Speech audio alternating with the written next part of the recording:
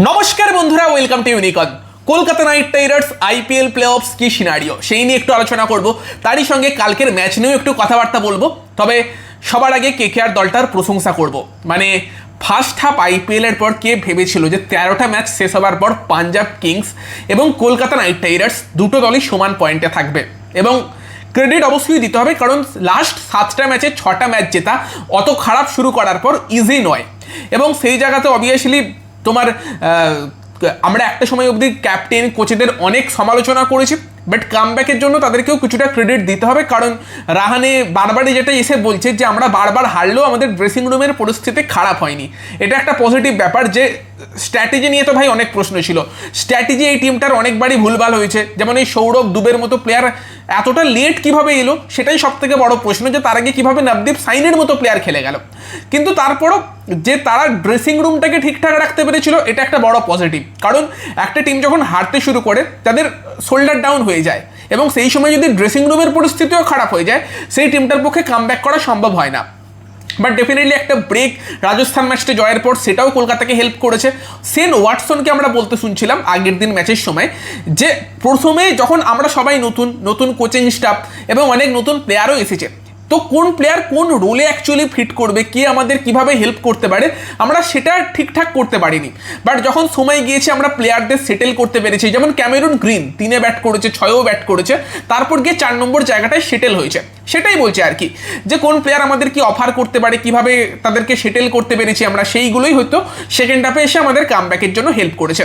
এটা Shane Watson সে জানিয়েছে। তো সেখানে কামব্যাকের জন্য অবশ্যই ক্রেডিট দিতে হবে। এবং দিনের শেষে কলকাতা দেখো লাস্ট অব্দি কোয়ালিফাই করা না করা আমাদের হাতে নেই। লাস্ট ম্যাচটা জিতে যাও, এটাই চাইবো। জিতে যাওয়ার পরও কোয়ালিফাই যদি না করতে পারো অসুবিধা নেই, একটা তো খারাপ লাগবে যে এরকম একটা কামব্যাকের পরও আমরা কোয়ালিফাই করতে পারলাম না।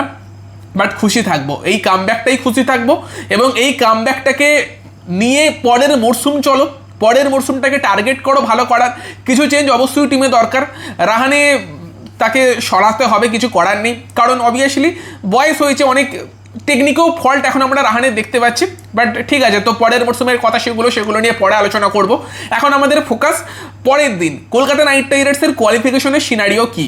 তো সেই জায়গাতে দাঁড়িয়ে কলকাতাকে তো পরের ম্যাচ জিততে হবে, সেটা তো নর্মাল। তবে তার আগে পাঞ্জাবের ম্যাচ আছে লখনৌ সুপার জায়ান্টের সঙ্গে। সেই ম্যাচ যদি লখনৌ সুপার জায়ান্ট জিতে যায়, পাঞ্জাব হেরে যায়, তারপর রাজস্থানের ম্যাচ আছে মুম্বাইয়ের সঙ্গে। সেই ম্যাচ যদি রাজস্থান হেরে যায়, মুম্বাই জিতে যায়, তাহলে সিম্পলি কলকাতা নাইট রাইডার্স যদি ম্যাচ জেতে দিল্লিকে হারায় তাহলেই কোয়ালিফাই করছে। আর কোনো ইকুয়েশনের দরকার নেই কলকাতা নাইট রাইডার্সের। পাঞ্জাব যদি হারে, রাজস্থান যদি হারে, কলকাতা জেতে কলকাতা কোয়ালিফাই করছে। রাজস্থান যদি জেতে, বাকি রেজাল্ট যাই হোক না কেন, কলকাতা কোয়ালিফাই করতে পারবে না। তার মানে মুম্বাইয়ের ম্যাচটা মুম্বাইয়ের জন্য মাস্ট উইন কলকাতার কোয়ালিফাই করার জন্য, সেটা গেল। তবে সেই ম্যাচটা হচ্ছে রবিবার। তার আগের দিনের যে ম্যাচ আছে পাঞ্জাব বনাম লখনৌ ম্যাচ, সেই ম্যাচ যদি পাঞ্জাব জিতে যায় এবং দেন যদি তোমার রাজস্থান হেরে যায়, সেখানে কি কলকাতা কোয়ালিফাই করতে পারবে? সেখানে কিন্তু পুরো ব্যাপারটাই চলে আসবে নেট রান রেটের ক্ষেত্রে। যেমন এই ম্যাচটা যেটা মুম্বাইয়ের সঙ্গে ম্যাচ, সেটা যদি কলকাতা 13 ওভার 3 বলে ফিনিশ করতে পারত, কলকাতা পাঞ্জাবের নেট রান রেটটাকে টপকে যেতে পারত। বাট অবভিয়াসলি লাস্টের দিকে দেরি হয়ে গেছে ফিনিশ করতে করতে, 7 বল বাকি থাকতেই কলকাতা ফিনিশ করেছে। তার মানে ধরতে পারো যে কলকাতাকে মোটামুটি যদি পাঞ্জাব জেতে, এবার যদি পাঞ্জাব বড় ব্যবধানে জেতে তাহলে তো ডিফারেন্সটা আরও বেড়ে যাবে। বাট যদি পাঞ্জাব একটা ক্লোজ ম্যাচ জেতে, সেখানে হয়তো কলকাতার কাছে লাস্ট দিন গিয়ে এরকম ইকুয়েশন থাকবে যে দিল্লি যে রানটা করবে সেই রানটা 14 থেকে 15 ওভারের মধ্যে চেস করতে হবে। এবং চেস করেই এই ইকুয়েশনগুলো সম্ভব। ফার্স্টে ব্যাট করতে গেলে হয়তো 60 থেকে 70 রানে জিততে হবে, এরকম ইকুয়েশন কিন্তু সেক্ষেত্রে কলকাতার কাছে হতে পারে। এবার পাঞ্জাব যদি বড় ব্যবধানে যেতে, সেটা আরও কঠিন হয়ে যাবে। তো সেখানে পাঞ্জাবকেও হারতে হবে, রাজস্থানকেও হারতে হবে, কলকাতাকে জিততে হবে। এটা সব থেকে সহজ ইকুয়েশন কলকাতার জন্য আইপিএল প্লে অফসে কোয়ালিফাই করার জন্য। লাস্ট অব্দি কোয়ালিফিকেশন হবে কি হবে না সেটা তো অন্য কথা, বাট এই দলটার এই কামব্যাক স্টোরিটা নিয়ে আমরা গর্ববোধ তো অবশ্যই করতে পারি। তবে এবার পরের ম্যাচ নিয়ে কথা বললে সেখানে রঘুবংশীর খেলা নিয়ে একটা সমস্যা কিন্তু সৃষ্টি হতে পারে। কারণ কনকাশন সাবস্টিটিউট হয়েছে, আর কনকাশন সাবস্টিটিউট হলে 1 সপ্তাহ যে বাইরে থাকার একটা নিয়ম আছে, সেটা অ্যাপ্লাই হবে কি হবে না সেটা দেখার। আমি একদম 100% শিওর নই যে কনকাশন হলেই সেটা অ্যাপ্লাই হবে, বাট হতে পারে। কারণ আমরা দেখেছিলাম লুঙ্গি এনগিডি, তার কনকাশনের জন্য সে কিন্তু 1 সপ্তাহ তারপর ম্যাচ খেলতে পারেনি। ইভেন রজত পাটিদার সে কনকাশন সাবস্টিটিউটও হয়নি। কার্তিক ত্যাগী তার হেলমেটে বল মেরেছিল একটা, মনে আছে আরসিবি ম্যাচে, সেই কারণে তাকেও কিন্তু 1 সপ্তাহ খেলার বাইরে থাকতে হয়েছিল। লাস্ট পাঞ্জাব কিংস ম্যাচটা সেও কিন্তু খেলেনি। তো সেখানে রঘুবংশী পরের দিন খেলতে পারবে কি পারবে না সেটা একটা চিন্তার ব্যাপার কিন্তু অবশ্যই থাকছে। তবে রঘুবংশী খেলতে না পারলে মনীষ পান্ডেকেই তিনি ব্যাট করতে হবে। মনীষ পান্ডে স্পিনের এগেনস্টে যদি শুরু করে সেটা কিন্তু খুব একটা পজিটিভ ইম্প্যাক্ট নাও দিতে পারে, বাট 3 নম্বরে যদি মনীষ পান্ডে আসে পেসের এগেনস্টে শুরু করে সেটা কিন্তু মনীষের জন্য বেটার।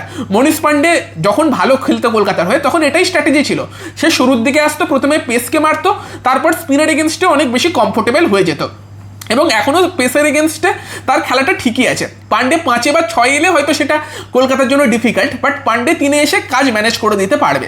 তবে সেখানেই কলকাতাকে খেলাতে হবে তেজস্বী ধাইয়াকে, যদি না ফিন অ্যালেন উইকেট কিপিং করে। ফিন অ্যালেন উইকেট কিপিং করলে তুমি হয়তো রমনদীপকেও আনতে পারতে, বাট ফিন অ্যালেন সম্ভবত উইকেট কিপিং করবে না, আর সাইফার্টকে আনতে পারবে না কারণ পাওয়েল রান করে দিয়েছে। গ্রিন, অ্যালেন, পাওয়েল এবং নারাইন এই 4 জনই বিদেশি থাকবে। তো সেখানে যদি আঙ্ক্রিস না খেলতে পারে তোমার তেজস্বী ধাইয়ার কিন্তু আর একটা চান্স আসবে। এবং আমি দেখছি যে কিছু মানুষ অলরেডি তেজস্বী ধাইয়াকে নিয়ে স্টেটমেন্ট দেওয়া শুরু করে দিয়েছে। ভাই তেজস্বী ধাইয়া কি প্লেয়ার, জাতা প্লেয়ার, চলবে না, মানে কি বলবো, এরাই ভাই আকাশ চোপড়ার মতো 2-3টে ম্যাচ দেখার পর বলেছিল ফিন অ্যালেন আর ক্যামেরুন গ্রিন কোনো প্লেয়ার হলো, দুজনকেই বসিয়ে দাও, বাদ দিয়ে দাও। ভাই আকাশ চোপড়া কি পাল্টে খেয়েছে, কিছুদিন আগে বলছে যে ফিন অ্যালেনকে কলকাতা কিভাবে বাদ দিতে পারলো, কলকাতা ম্যানেজমেন্টের মাথায় কি চলছিল, অথচ নিজে ভিডিও বানিয়ে বানিয়ে বলছিল যখন ফিন অ্যালেন খেলতে পারছিল না যে ফিন অ্যালেনকে বাদ দিয়ে দাও, ক্যামেরুন গ্রিনের থেকে রিফান্ড নাও। আজ পর্যন্ত ঋষভ পন্থকে নিয়ে একবারও বলতে শুনলাম না রিফান্ড দাও, সে তো আরও বেশি টাকা পায়। মানে কি অবস্থা। সেরকমই কিছু মানুষ আছে যারা তেজস্বীকে নিয়ে অলরেডি ক্রিটিসাইজ করা শুরু করে দিয়েছে। অবশ্যই আমি বলবো তেজস্বী যে ইনিংসটা খেলেছে মুম্বাইয়ের এগেনস্টে ওইটুকুতে ভালো ইনিংস ছিল না, পুরোপুরি স্ট্রাগল ছিল। বাট ভাই কন্ডিশন দেখেছো, এই আইপিএলের সব থেকে টাফ পিচ ছিল এটা। মানে একে তো সুজন মুখার্জি ড্রাই পিচ রেখেই ছিল স্পিনারদের সাহায্যের জন্য, তার উপর বৃষ্টি হয়ে গিয়েছিল ফলে ময়েশ্চারও এসে গিয়েছিল, এবং যেহেতু ড্রাই পিচ ছিল সেই ময়েশ্চারের জন্য বল সিম হচ্ছিল, এক্সট্রা বাউন্স হচ্ছিল, মানে সব কিছু হচ্ছিল পিচে, স্পিন সিম বাউন্স সব ছিল। আর সেই কন্ডিশনে যেখানে তোমার ভারতের জাতীয় দলের ওয়ার্ল্ড কাপ উইনিং 2টো প্লেয়ার তিলক ভার্মা এবং তোমার হার্দিক পান্ডিয়া, একজন বোধহয় 32 বলে 20 করেছে, একজন 27 বলে 26 করেছে, আর সেখানে একটা তেজস্বী ধাইয়া যে প্রথম ম্যাচ খেলতে নামছে তাকে তোমরা প্রথম ম্যাচ দেখেই জাজমেন্ট দিয়ে দিলে যে এই প্লেয়ারটা চলবে না, এর মধ্যে কোনো কিছু নেই। বাহ ভাই বাহ, কিছু আর বলার নেই সেখানে। তো তবে দেখো আমার একটা জিনিস মনে হয় যে তেজস্বীকে আগে সুযোগ দিয়ে সেটেল করলে বেটার হতো। একটা মাস্ট উইন ম্যাচে নেবে একটা ইয়ং ট্যালেন্ট, একটা ইয়ং প্লেয়ার, তার একটু সমস্যা হতে পারে, কিন্তু আসলে ব্যাপারটা হচ্ছে কন্ডিশন টাফ ছিল মুম্বাই ইন্ডিয়ান্স ম্যাচটায়, তো ওই নিয়ে ভেবে লাভ নেই, এর থেকে অনেক বেটার প্লেয়ার। তবে তেজস্বীকে খেলালে তাকে প্রপার ফিনিশার হিসেবে ইউজ না করে যদি 5-এ ব্যাট করানো যায় হয়তো বেটার হবে, মানে যদি সে স্পিনার এগেনস্টে স্টার্ট করে। মনীষ পান্ডের ক্ষেত্রে যেরকমটা বললাম যে যদি পেসের এগেনস্টে স্টার্ট করে দেন স্পিনকে ডমিনেট করতে পারে, সেম তেজস্বী কিন্তু স্পিনার এগেনস্টে স্টার্ট করলে তারপর কিন্তু পেসার দৌড়ও মারতে পারে, তার ইনিংসটাকে একটু এগোতে হবে, মানে 10 বলে 15 সেরকম জায়গাতে সেটেল হয়ে গেলে তারপর মারতে শুরু করবে, সেই এবিলিটি তার মধ্যে আছে যেটা সে দিল্লি প্রিমিয়ার লিগে দেখিয়েছে। আর দিল্লি প্রিমিয়ার লিগে ভাই জাতা প্লেয়ার খেলে না, সুয়াস শর্মা, হর্ষিত রানা, প্রিন্স যাদব, দিগ্বেশ তো তার টিমেই ছিল, এইসব বোলারগুলো খেলে, এবং সেখানে প্রিয়ান্স আডিয়ার মতো একটা প্লেয়ারের থেকেও তেজস্বীর স্ট্রাইক রেট বেশি ছিল, এমনি এমনি তো করেনি। তো একটা ম্যাচ থেকে বা পরের দিনও যদি ফেল করে তাকে বাজে প্লেয়ার বলে দেবার কোনো মানে হয় না, তার মধ্যে যথেষ্ট ট্যালেন্ট আছে, সেই কারণেই সে দাম পেয়েছে। তো হোপফুলি পরের দিন সুযোগ পেলে ভালো করবে, ট্যালেন্ট অবশ্যই আছে, সেই নিয়ে কোনো সন্দেহ নেই। আর বাকি তো অবভিয়াসলি বলতে গেলে সৌরভ দুবে, দেখো কিভাবে সুযোগ পেয়ে, তাকে কেন এতদিন সুযোগ দেয়নি সেটাই সব থেকে বড় প্রশ্ন ছিল, এবং সুযোগ পেয়ে রীতিমতো ডেলিভার করেছে। যে বলটায় রোহিতকে আউট করলো ভালো চেঞ্জ আপস ছিল ভালো, বা যে বলটায় তোমার সূর্যকে আউট করলো অ্যাঙ্গেল চেঞ্জ করে যেভাবে তোমার সূর্যকে প্লেড অন করলো, ব্রিলিয়ান্ট। তারই সঙ্গে ক্যামেরুন গ্রিন, ভাই আমি আরসিবি ফ্যানেদের কমেন্ট দেখছিলাম, ক্যামেরুন গ্রিন প্রথম দিকে 2-3টে ম্যাচের পর একদমই কেকেআরে খুশি নয়, কেকেআরে খেলতে মন লাগছে না। এখন দেখেছো কতটা কমিটমেন্ট ক্যামেরুন গ্রিনের, মানে বল করছে, উইকেট নিচ্ছে, ভালো লেন্থে বল করছে, ক্যাচ নিচ্ছে, দারুণ ফিল্ডিং করছে, এবং যদি কোনো প্লেয়ার ভালো ফিল্ডিং না করে তার উপর চেঁচাচ্ছে। এদিনও দেখলাম আমরা অনুকূল বা কেউ ছিল একটা হার্দিক পান্ডিয়া 4 মারে গ্রিনকে মানে রাগি লাগছিল বলটা ধরেনি বলে, রীতিমতো ভালো রকম কমিটমেন্ট আমরা ক্যামেরুন গ্রিনের তরফ থেকে কলকাতা নাইট রাইডার্স দলের প্রতি দেখতে পাচ্ছি।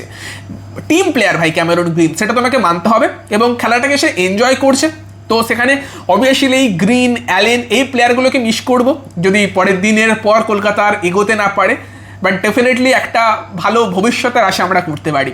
এই বছর কলকাতা টিমে অনেক ভুল ছিল, অনেক প্রবলেম ছিল, এবং কলকাতার টিমটা যে প্লে অফস খেলার মতো টিম বিশেষ করে হর্ষিত রানা, পাথি রানার মতো প্লেয়ার ছিটকে যাবার পর বরুণ চক্রবর্তী তার কমিটমেন্ট দেখো, মানে পা ফ্র্যাকচার, সেই ফ্র্যাকচার পানিয়ে খেলছে।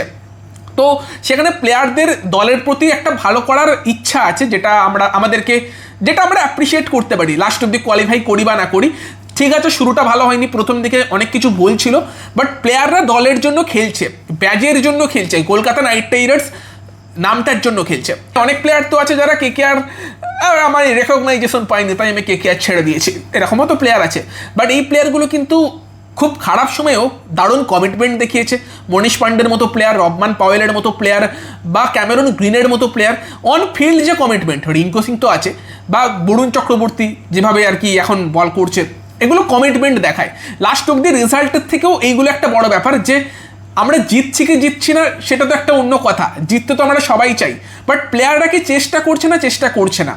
এই বছর কিন্তু দেখে মনে হচ্ছে প্লেয়াররা চেষ্টা করছে, বাজে শুরু হলেও। গত বছর যেটা আমাদের মনে হয়নি যে প্লেয়ারদের মধ্যে সেই ব্যাপারটা ছিল, বাট এই বছর কিছুটা লাগছে, যেটার জন্য প্রাউড ফিল অবশ্যই করতে পারি। দেখা যাক রবিবার দিন কি হয়, কলকাতা কোয়ালিফাই করতে পারে কি পারে না। বাকি তোমাদের মতামত জানিও। ভিডিওটা ভালো লাগলে ভিডিওটাকে লাইক করে দিও, শেয়ার করে দিও। আমাদের চ্যানেলে প্রথমবার এলে আমাদের চ্যানেলটিকে সাবস্ক্রাইব করে তার পাশের বেল আইকনটাকে অন করে দিও। তো চলো গাইস, এই ভিডিওতে এই পর্যন্তই, বাই বাই।